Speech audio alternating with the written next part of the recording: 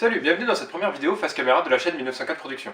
Nous allons expérimenter un concept un peu plus classique de YouTube en réunissant plusieurs membres du collectif pour vous parler de choses qui nous inspirent pour la chaîne ou dans la vie. Comme vous le savez, notre première série était basée sur le jeu de rôle. Mais comme nous sommes plus des joueurs de jeux de plateau, je vais aujourd'hui vous parler de jeux de société. J'ai donc réalisé une sélection de 12 jeux de société répartis en 4 catégories pour vous présenter des jeux de qualité et qui en ces temps de confinement vous permettront peut-être de tuer l'ennui.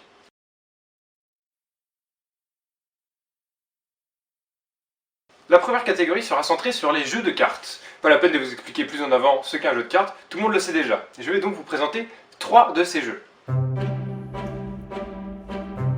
Fantasy est un jeu pour 2 à 4 joueurs dans lequel on doit recruter des personnages pour créer un peuple de la forêt.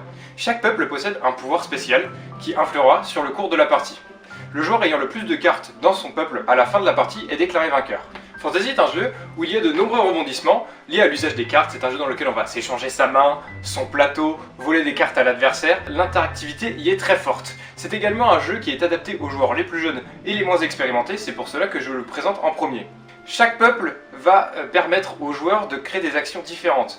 De plus, une extension est également publiée qui permet aux joueurs de rajouter des nouveaux peuples et donc de nouvelles stratégies. C'est un jeu plutôt classique, même s'il faut bien commencer quelque part. Munchkin est un jeu pour 3 à 6 joueurs dans lequel vous incarnez un héros qui s'attaque à un donjon. Avec vos camarades, vous allez devoir défaire les monstres et les pièges qui s'y trouvent.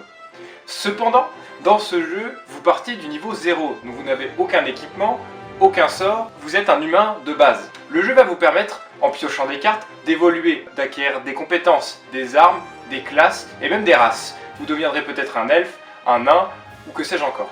La particularité du jeu réside également dans son ton résolument drôle. En effet, vous y retrouverez des monstres dont les noms n'ont aucun sens et les compétences également. Vous trouverez des armes très particulières comme des armures en cuir, des épées en mousse. L'autre particularité du jeu réside dans le fait que la triche est encadrée par les règles et également que les phases de combat vous permettront de demander l'aide d'un adversaire qui demandera en échange des butins ou autres récompenses. Ainsi, vous devrez composer avec vos ennemis pour pouvoir avancer dans le jeu, mais surtout ne pas leur donner trop d'avantages et ainsi gagner la victoire en atteignant le niveau 10 en premier. Munchkin est donc un jeu pour les joueurs un peu plus aguerris, mais qui mettra l'ambiance autour de la table, et donc pour des joueurs débutants plutôt adultes, reste une bonne référence. Seven Wonders est un monstre sacré du monde du jeu de société moderne. C'est le jeu le plus primé au monde. Bien évidemment, cela ne vient pas de rien. Il s'agit d'un jeu innovant pour l'époque quand il est sorti, et il reste encore un très bon jeu actuellement. Dans Seven Wonders, chaque joueur va devoir créer une civilisation basée sur l'une des 7 merveilles du monde et la faire prospérer en piochant des cartes qui produisent des ressources, des bâtiments publics, des bâtiments militaires ou de la recherche. Chaque joueur va devoir construire un bâtiment par tour et ainsi gagner des points pour la fin, le décompte final.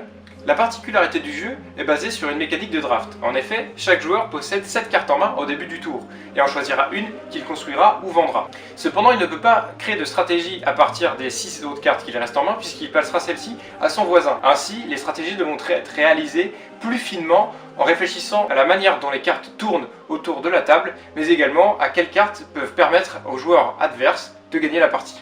Pour espérer gagner dans Seven Wonders, il faut donc être concentré sur ses stratégies, ses propres cartes, mais également sur les stratégies et les cartes des adversaires. On ne peut pas gagner sans embêter un adversaire en récupérant une carte dont il avait besoin pour gagner un grand nombre de points. C'est donc un jeu pour les joueurs un peu plus expérimentés, mais qui se prend très facilement en main et qui a une grande rejouabilité et donc des parties toujours agréables.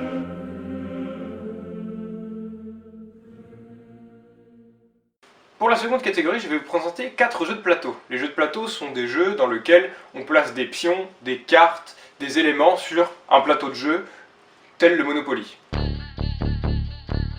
Small World est un jeu de plateau pour 2 à 5 joueurs dans lequel nous allons devoir conquérir des territoires à la manière d'un risque. Cependant, le jeu est basé sur des peuples qui possèdent une capacité spéciale, plus un pouvoir spécial ajouté par le jeu de manière aléatoire. Cela va créer des combinaisons différentes à chaque partie qui vont améliorer la rejouabilité du jeu, mais également créer des situations différentes entre chaque phase de combat ou de conquête de territoire, même vide. Ainsi, on perd la lourdeur du risque et l'on gagne en intérêt de jeu. Également, il y aura plus d'interactions entre les joueurs puisque l'on voudra conquérir des zones particulières, puisque le plateau possède également des territoires particuliers, des champs, des plaines, des montagnes qui rapportent des points en fonction des pouvoirs spéciaux des peuples. Le jeu possède de nombreuses extensions qui rajoutent de nombreux peuples et de nombreux pouvoirs spéciaux, mais également de nouveaux terrains, avec chacune leurs règles particulières. Mais j'aimerais vous parler d'une boîte particulière, Small World Underground, qui reprend le concept entier du jeu en y créant un nouveau terrain, de nouveaux peuples, avec de nouvelles mécaniques comme des lieux particuliers et des reliques, qui permettent d'avoir d'autres pouvoirs quand ils sont conquéris. Small World est un jeu pour les amateurs de jeux de conquête, mais il ne s'agit pas d'un jeu compliqué pour autant. C'est un jeu qui est facilement pris en main et qui permet de rejouer souvent avec des joueurs de tout âge. Abyss est un jeu pour 2 à 4 joueurs dans lequel il vous faudra recruter des seigneurs pour vous attirer les faveurs de la cour des abysses. En effet, le pouvoir de cette cour est vacant. Il vous revient donc de droit de vouloir y prétendre. Pour ce faire, vous allez devoir user de votre influence pour recruter des seigneurs puissants qui vous permettront de gagner des points afin de devenir le seigneur de cette cour. La mécanique du jeu est assez simple. Vous allez recruter des partisans par une mécanique de draft qui vous permettront eux-mêmes de recruter les seigneurs qui vous apporteront des points de différentes manières, soit en créant des lieux, soit en portant eux-mêmes des points, soit avec des pouvoirs spéciaux qui vous permettront de gagner des points de différentes manières. Abyss est un jeu très réussi, notamment par ses graphismes, mais également par sa mécanique qui est très fluide et permet à des joueurs non expérimentés de rapidement prendre le jeu en main et de s'amuser, voire même de gagner contre des joueurs beaucoup plus expérimentés sur le jeu. Dice Forge est également un jeu pour 2 à 4 joueurs dans lequel vous allez devoir créer vos propres dés pour pouvoir gagner les points qui vous permettront de devenir un dieu. En effet, l'histoire du jeu place 4 héros qui doivent se battre pour devenir le nouveau dieu. Pour prétendre à ce titre, vous allez devoir réaliser des exploits en créant vos propres dés. Alors, pour cela, vous aurez donc des ressources qui vous permettront d'acheter des faces de dés qui vous rapporteront de l'or ou d'autres ressources, voire même directement des points de victoire, ou alors réaliser des exploits dans lesquels vous allez devoir tuer des monstres qui vous rapporteront soit des pouvoirs, soit de nouvelles faces de dés qui vous permettront de gagner d'autant plus de points. Dice Forge est un jeu très particulier du fait de son matériel. Les dés sont construits de manière à ce que l'on puisse changer les faces à sa guise, mais également par des cartes très belles et un plateau tout à fait fonctionnel. C'est également un jeu assez facile à prendre en main pour les nouveaux joueurs. Takenoko est lui aussi un jeu pour 2 à 4 joueurs dans lequel nous allons devoir construire un jardin pour nourrir un panda. Les joueurs jouent sur le même plateau, le jardin est donc commun et le panda est lui aussi commun, ainsi que le jardinier. Pour remporter la victoire, les joueurs devront réaliser des missions, soit de panda, il devra manger différents types de bambous pour pouvoir gagner des points, soit de jardinier, il devra faire pousser différents types de bambous également pour gagner des points, soit de peuple en construisant des combinaisons de tuiles dans le jardin. Le jeu possède un matériel extrêmement beau, les tuiles sont très détaillées, les petites figurines en plastique également, et cela permet une immersion dans le jeu d'autant plus forte. Le jeu, comme les précédents, est adapté à des joueurs jeunes et non expérimentés par une lecture des règles assez rapide et un matériel très intuitif.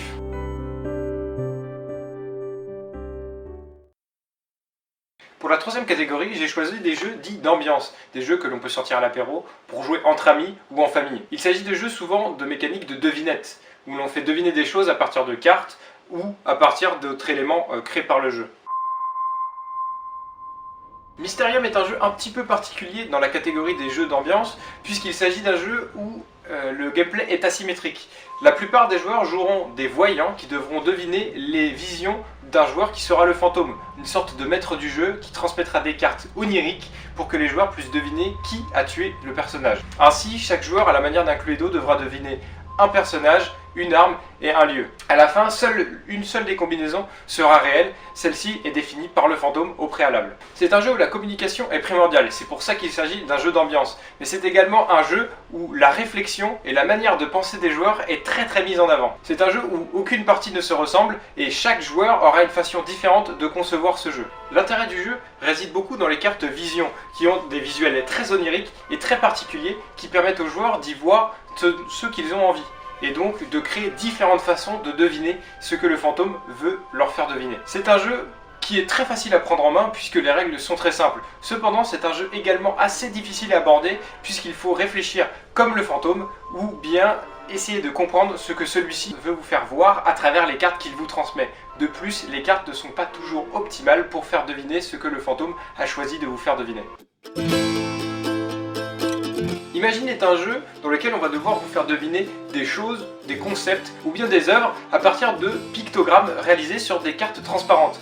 Pour ce faire, vous allez devoir associer ces pictogrammes pour créer quelque chose d'animé ou non qui vous permettra de transmettre les idées de ce que vous devez faire deviner aux autres joueurs. Le concept du jeu est donc résumé par son nom lui-même, Imagine. Il faut imaginer des combinaisons de pictogrammes qui permettent de deviner les concepts, les œuvres ou les objets qui sont inscrits sur les cartes et qui permettront à tous les joueurs de gagner des points. Celui qui fait deviner, mais également celui qui devine. Il s'agit d'un jeu que l'on peut sortir rapidement, puisque l'on peut réaliser une seule session pour deviner un seul objet, ou alors réaliser des sections beaucoup plus longues où on ne compte plus les points, et donc simplement s'entraîner à réaliser des combinaisons de pictogrammes pour s'amuser. Time's Up est certainement l'un des jeux les plus connus. C'est également un jeu d'ambiance, dans lequel nous devons faire deviner des personnages, lors de 3 manches. La première manche, nous pouvons dire tout ce que nous voulons, sauf le nom du personnage ou une traduction d'un de ses noms. Lors de la deuxième manche, nous devons faire deviner ces mêmes personnages avec un seul mot.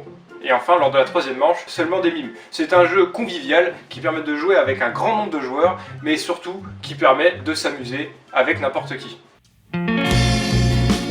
Fiesta de los Muertos est un jeu très récent dans la catégorie des jeux d'ambiance, mais il renouvelle en quelque sorte le genre, puisque c'est encore une fois un personnage que nous devons faire deviner, mais cette fois, ça sera par des mots écrits sur des ardoises. Chaque joueur pioche un personnage et écrit un mot en rapport avec celui-ci, puis passe cette ardoise à un autre joueur qui devra écrire un autre mot en rapport avec le mot qu'il a reçu, et ce 4 fois. Ainsi, le jeu est basé sur le téléphone arabe, et donc à la fin nous nous retrouvons avec des mots qui ont été dérivés 4 fois du personnage, et qu'il va falloir retrouver. Ainsi, les quiproquos sont toujours bienvenus et amènent l'ambiance qu'il y a dans ce jeu d'ambiance.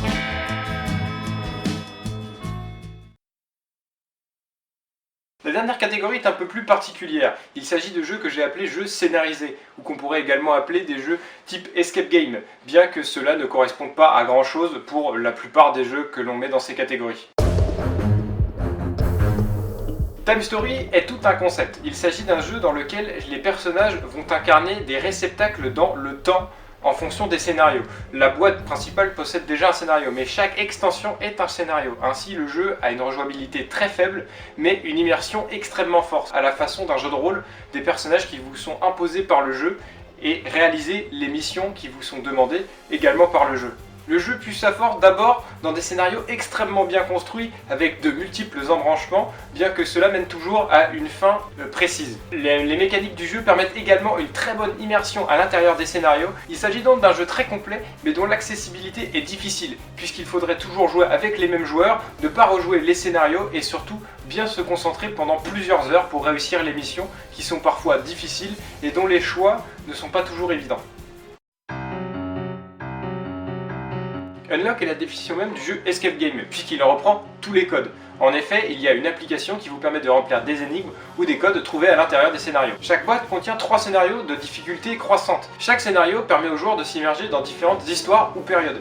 Mais c'est aussi également la possibilité de jouer avec différentes personnes, différents scénarios. Tout comme Time Story, la force de Unlock réside dans ces scénarios, qui sont variés et profonds, qui permettent aux joueurs de bien se creuser les méninges à la manière d'un escape game encore une fois. La rejouabilité du jeu n'est pas incroyable, mais la pertinence des scénarios permet aux joueurs de vouloir toujours plus et donc d'ainsi d'acheter de nouvelles boîtes pour pouvoir réaliser de nouvelles aventures. Voilà, après cette sélection, j'espère que vous saurez comment vous occuper pendant ce confinement et même bien après, et surtout de bien choisir vos jeux de société en fonction de vos attentes. N'oubliez pas, si notre travail vous intéresse, de vous abonner à la chaîne et d'activer la cloche. Salut!